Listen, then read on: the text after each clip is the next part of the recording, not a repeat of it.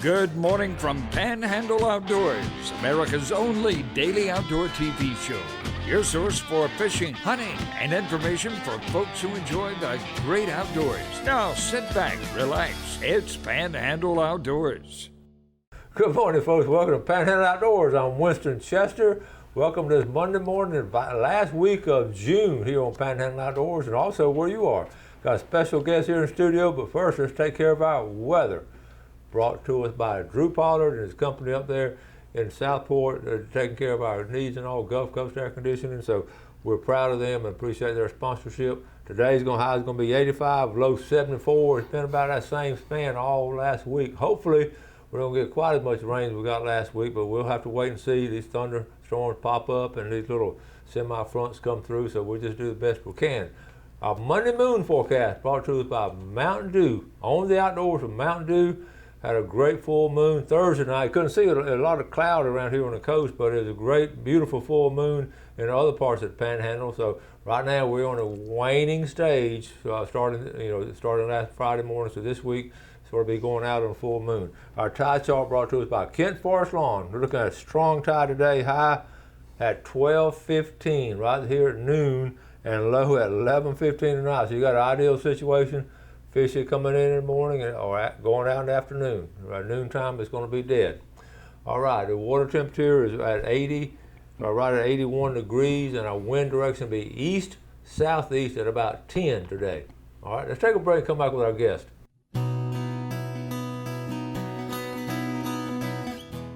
Welcome back, and look who's here with us Monday morning. Good morning. Ken Paramore. Good morning. How are you? Welcome back, buddy. Glad to be back. It's been a while. We're talking to two of us. Haven't done a show in a while. No. Usually you and Ken you and Stan taking. Yep. I always call that a Ken and Stan show, and always nice to count on y'all to do it. So I want to spend some time with him because he's been doing some traveling and fishing. I have. You've been on a fun trip. First time for me, I had the opportunity to go to the Baja Peninsula, which is Mexico. Yep. About a month ago. We went from me and three friends of mine. I got invited to go with them, and it was a marlin fishing, sport fishing trip. Mm-hmm. Targeting striped marlin, blue marlin, yellowfin tuna, the dolphin or mahi as we call them, skipjack tuna. Most of your pelagics. Yep. And I did a little big game fishing on the East Coast when I used to live in Jupiter, mm-hmm. and I had an opportunity to go. I always heard about the Sea of Cortez and Cabo San Lucas, so I got the invite, so we went, and what an experience. Okay, you've been telling me about it. I tell you, everybody wants to go on that trip. You finally got to go. I got to go. Luckily, I got an invite, and I went kind of sight unseen, but one of the friends that was with us had been before. So it wasn't. So yeah, had somebody with you. Yeah, they'd been through the ropes and had caught some fish there before and knew where to stay, knew what to do and not what to do. Uh-huh. This is one of the coastline. We took an ATV trip one day. We rented ATVs and just went. All right, which direction are we looking in? Be southeast. Southeast. Southeast. Okay. Southeast. Okay. Looking back, and that's the Sea of Cortez. And there's a road that goes along that coastline. It's just a dirt rock road, but you can kind of see the road, some of the road from the airplane there. That's coming into, so that would be the eastern shore of Baja. Okay. The Baja Peninsula. We're headed to the airport. Okay. Cool. And that was backing up. That's going the same direction, but that's when you leave mainland Mexico. Okay. And you're hitting the Sea of Cortez. So you hit the Sea of Cortez here, yeah. and then you hit Baja Peninsula here. Yep. So you fly over that stretch of water. Okay. And then you land in Cabo. Okay. It was a 3-day fishing. We had booked a boat for 3 days, and then we stayed there for 5, going on 6. We had one day that we just recreated, and 3 days of solid fishing from 6 o'clock in the morning till 3 in the afternoon. Wow. I got rough a day or so. The fish didn't cooperate as well as I had hoped, but that's fishing. We did catch a yellowfin tuna and a couple skipjack tuna. We jumped off a nice striped marlin, which hit came up out of the water. You know, he threw the lure, or spit the hook, as they say, but it was great to see. We had a couple mahi up to the boat. We saw swordfish. So. Well, that's cool. Well, here you are in here. This is your first morning out right here? Or Yep, that was just getting ready to leave. And representing Panhandle Outdoors out here on the Baja Peninsula. as most people don't know, you know, Mexico does have mountains, and those are some mountains in the background over there. And it's desert just like the other part of it. It's a lot of desert. But that's cool. Let's see. Okay, let me find another picture. We got that one. Now, also, y'all did land some stuff. Okay, here y'all going. This is going out the same morning right here. Yeah, I had to do a photo op for the team Panhandle, so I love it. I told one of the guys, now that's me fighting a skipjack tuna. Okay. I had some of the guys take some photos, but that water is so blue and so you can see the mountains in the background a little bit, but it was an experience. There's my skipjack that I caught. Cool. And that was first day, so that kicked it off pretty good. Well, how many new viewers did we pick up for Panhandle Outdoors? They said, "Why in the world?" Well, luckily, you know, I was able to. The captain spoke English, so at least I was able to communicate with him. Okay. But most of them just, you know, you nod your head and you know the word yes and some other words. They're very helpful on it. They just want to go out of their way to just help you and make sure you get everything on there. Yep, they do. It was a good boat. The mate and him, they worked hard, tried to get us some fish. Was it the same boat each trip? We booked the same boat each day. So you did 3 days like a package. Yep. Cool. And you can skip a day and then get a day, and there's probably 50 boats that operate out of this one resort. And it's funny, they're all staged. They stay out off the beach all night long, and when they come in, and then in the mornings they shuttle you from a little old makeshift dock on the beach out to the boat. Okay. And then you go get your bait, and then you go fishing. I didn't know that. It's not like driving down St. Andrew and getting on some of the wind. No, if it's rough, you can't hardly get in the little boat to take you out there. I mean, and is it all trolling? Is it mainly all trolling? And live bait. We had live bait. They trolled, and then they had some dead bait actually. But it's nothing. It's probably. I asked the captain how deep it was. Excuse me. He said about 1,500 feet. Whoa! So you're not going to bottom fish there. We're struggling to get 200. We're tickling to get 200 feet. Yeah, and you're at 1,500. He said about 1,500. So. Let's take a break. We'll be right back with Ken.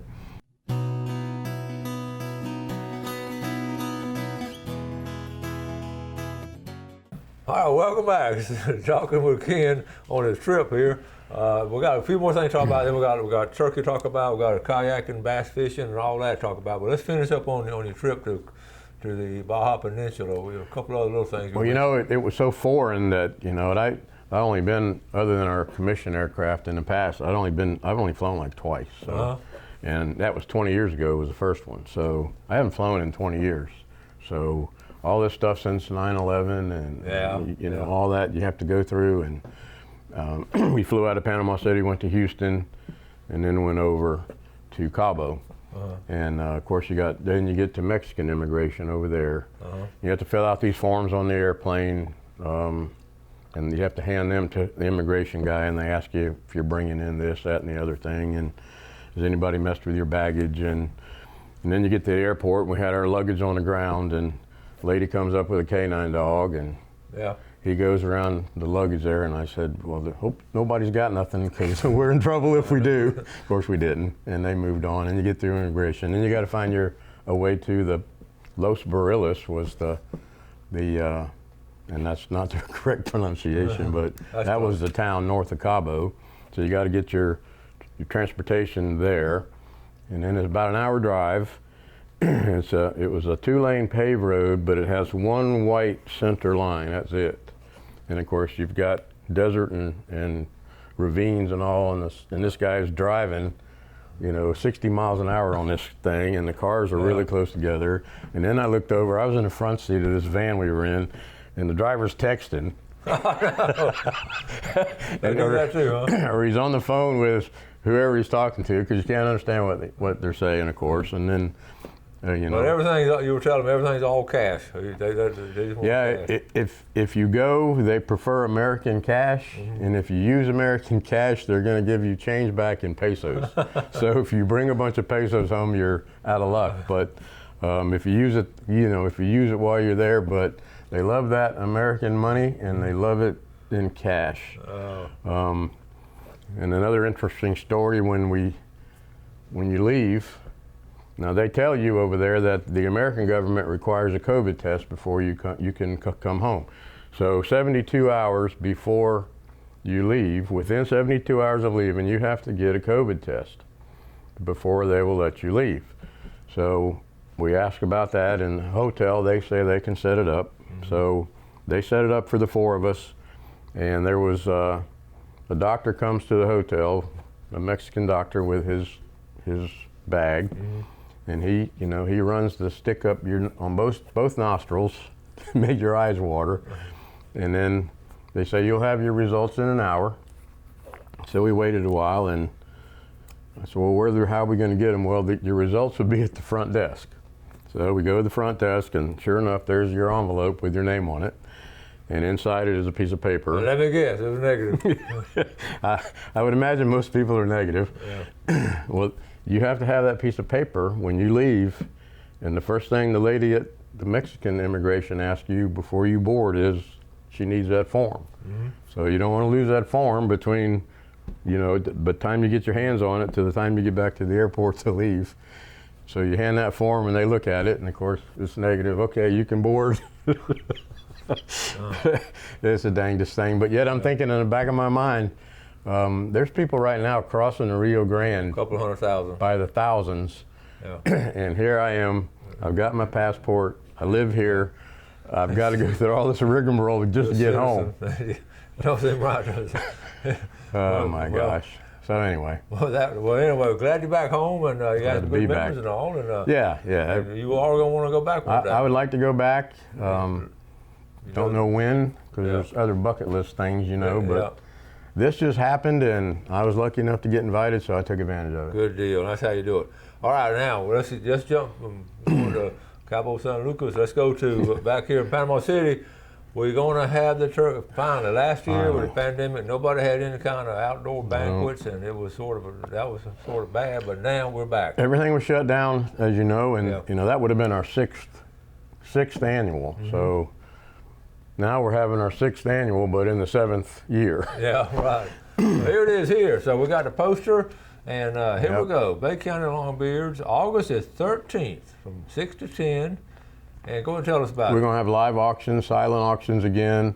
We'll have a nice, dinner, probably barbecue plates like we've had in the past. A live auctioneer. I talked to our regional director the other day, and he's working on getting us some good raffle guns and some things for raffles that we'll have. We've got, obviously, looking for sponsors all the time. We've got table, and I'll have to get those out later, but we've got some table packages where sponsors can buy a table, and that comes with gifts or whatever. The location be the same place it's been? Same place. Yep. They're going to have us back, thankfully. And there's some good cooks down there, and that's going to be some great food. Yes. And there's Ken's number. Yep. Give me a call or get in touch. I'm not hard to find. I will get some more info out. Probably, excuse me, whenever we get the table options out, I'll get back, and there's different brackets for tables sponsors can buy, and different guns and gifts that come with them. This year we've got, even for some tables, if you don't want to choose one of the guns that's option for that table, you can get a $500 gift card from Southern Outdoor Sports, which is in Dothan. So we got some more options this year. So it should be a good time. We're allowed to, at first they told us we didn't know if we could have our tables that could hold more than 6. Now they say we're good for 8. So good. So we can back to 8 at a table, and in some instances we can squeeze 10 if we need to. So it's great food, fellowship, and fun. I mean, it's food, fellowship, and fun. And we're gonna start selling tickets. I just got them in the mail, so we're gonna start me and the committee members, Stan and the rest, going to start selling those soon and knocking on doors. And Yeah. And what we are going to try to do this year, I'd like to do is, some other banquets have been doing it, is they're making like a gift card tree. And they raffle this gift card tree.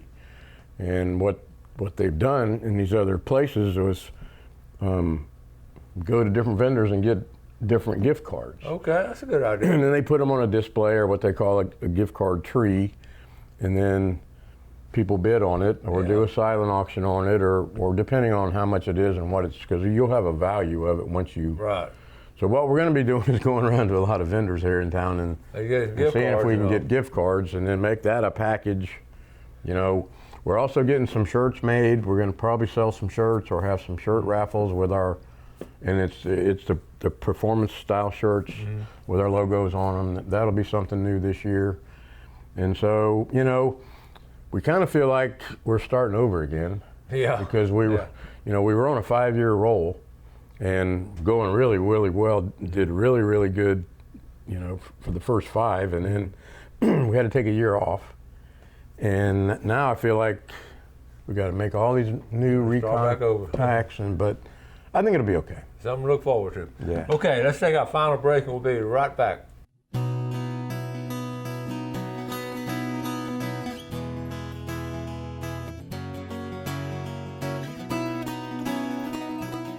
All right, you were telling me this is exciting. Okay, let's do our fishing game times first before we get back with Ken. From Blue Water Outriggers, 3:13 to 5:13 this morning. We'll wrap that up. But this afternoon, 3:38 to 5:38, and all kind of ways you can go. You can go to Mexico and go fishing. You can go over to Sand Hill, but one way you can go is kayak fishing. Tell us about your experience. You haven't been much of a kayak fish. Tell us what happened. I never been in nor had owned a kayak in my life, and I got this wild idea about 2 months ago that there's so many sandhill ponds and places where, and I didn't want to invest in another boat and have to trailer and the upkeep that goes with another motor, and I've got enough of that. So I got the wild idea that I thought I might like a kayak. So first thing popped in my head was sunjammers. There you go. So, but to back up just a minute, Stan Kirkland's got a couple. So I went to his house and I looked at his, and that's where he had gotten his from. So I went to Sunjammers one day and met with Brad, and well, we're backed up. You know, if you want one, you got to get on a waiting list, which is the industry standard right now with boats, golf carts, ATVs, kayaks. They're crazy. Some automobiles. Yeah. So I said, okay. So I got on a waiting list, and I like this particular one. It's called a Crescent. And I didn't want one really, really long that I couldn't haul in my truck and stick out the back too far, and one I could handle. So I settled on it's a little over 10 foot, I believe, small one. And so I've started bass fishing out of it, and you're so portable, you know, you don't need much to launch somewhere. One day I went up to Highway 20 and launched right on the side of the highway, and oh, that's cool. I went in that river pond. And that's the beauty of this area. You do something like that or go offshore. We're talking about that. Here is just a living testimonial right here. What about this? Your first bass? That's one of my first bass, and I released him, but out of a kayak. Yep, and I caught him on a rattling rogue. Look at that. Out of the kayak, and that's awesome. And then what about, look at that, that's beautiful. Yeah, he thought he was a bass. He hit that plug. He hit that plug, and I knew, of course, when he hit, I said, that's a little old bass, but when he didn't jump, I said, well, look at that rascal. So Isn't that amazing? That lure's bigger than he is. Yeah, he's pretty too. That is funny. He was hungry. That is cool. So you like the kayak, huh?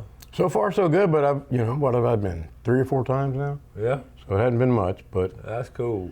But now, also when the snapper season opened, I can tell you went open weekend. I look at the water, because we talked about it. Look at the water here. Yep. Open weekend, your snapper That season. was opening day. Opening day, okay? Opening day. Look how flat calm it. That's right before the storm started coming in. That's a nice one. Yep. That's a nice one. Yeah, my buddy Jim, we caught a king right off the bat. I had a live cigar minnow out the back, and while we were sitting there, and that's his second only kingfish, so he was kind of Cool. Kind of happy about that, and that was. And they weren't running really big, of course, because I was probably inside 9 miles. You're on your own boat inside 9 miles. Yeah, that was probably my best one. That one was 25 inches, I think. That's so nice. it wasn't bad.